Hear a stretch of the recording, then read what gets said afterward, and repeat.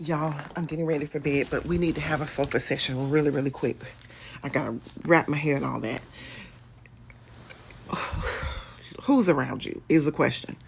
I want you to go to 2 Kings chapter 7, verses 1 and 2.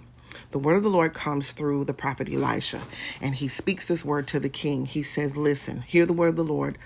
About this time tomorrow, a shekel, a measure of your finest flour will sell for a shekel, and then also the barley for a shekel at the gate of Samaria.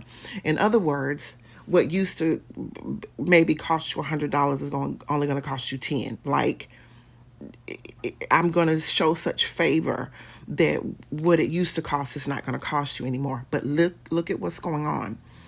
The right hand man to the king is standing there, and he overhears the prophecy. The one that probably carries out all the king's orders, probably the highest paid person on his staff. He says this: the officer whose arm the king leans on, like he leaned on this dude, says, look, even if God should open the floodgates of heaven, could this even happen? In other words, he said, I don't believe nothing you say.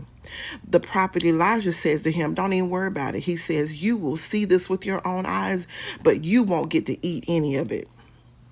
My Lord, you need to check who's around you. And we saw Sierra check Charlemagne the God on the Breakfast Club when he spoke negatively about her husband's team. She shut him down quick. She said, oh no, we speak life over here. I don't receive nothing you said.